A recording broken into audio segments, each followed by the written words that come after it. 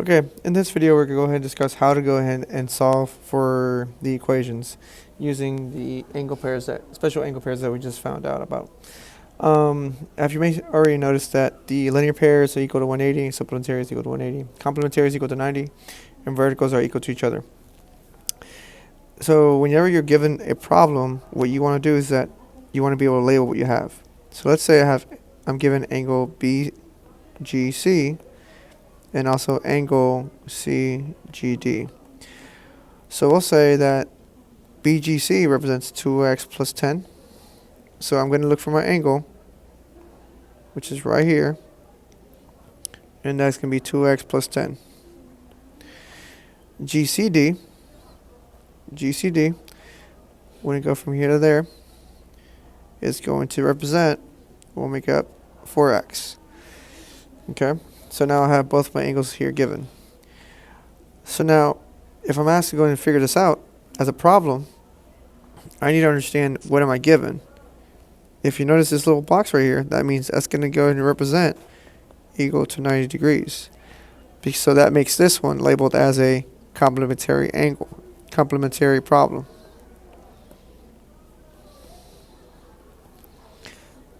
I have bad handwriting, y'all.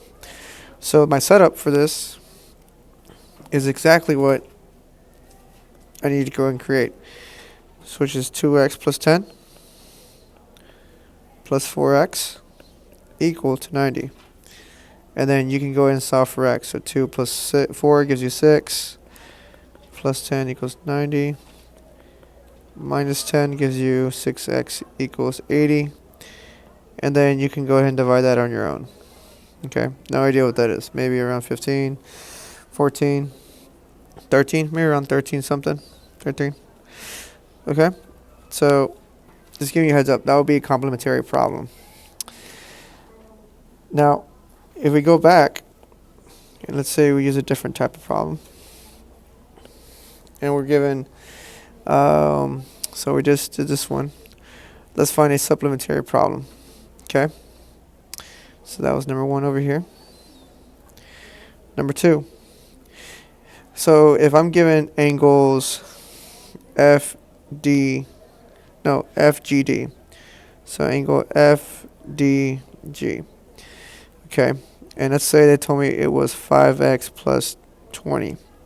So that means my whole entire angle here is going to represent 5x plus 20. So 5x plus 20.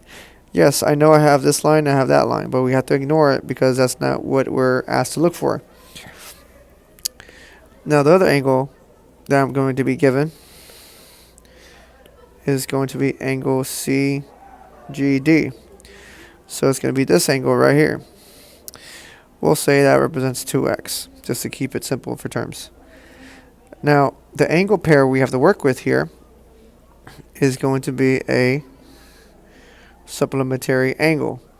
Now, yes, it can also be a linear pair because they both line up and they both share a common side. So when I create this, when I create my setup, it has to go off of 5x plus 20 plus 2x, because remember, this was 2x right here, and the whole angle happened to be equal to 180. So that equals 180. So as we're solving this, you have 7x plus 20 equal 180 minus 20. So 7x is equal to 160. Divide by 7, and then it should give you some sort of decimal. I have no idea. I don't know what that is. Let's see. So that'll be 22.857. So I'm not rounding it yet, but just giving you an idea. So this is how you go ahead and solve for complementary and supplementary angles along with linear pairs. Okay? So the vertical angles are a little bit easier. Now, vertical angles are ideally when they create a letter X. So let's see where I can find one. So I'm going to use a different color. Let's go with green. So it's going to be problem 3. So problem 3, we're going to use this angle here, FGH. So angle HGH E, we'll say that's going to be 5x.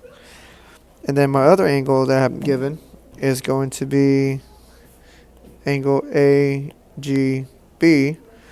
And so that's going to go ahead and be, we'll make it up. We'll say it's going to be 50. Now, one thing we have to realize is that vertical angles are congruent to each other. They're equal. So my setup would have to be angle HGE is equal to angle AGB.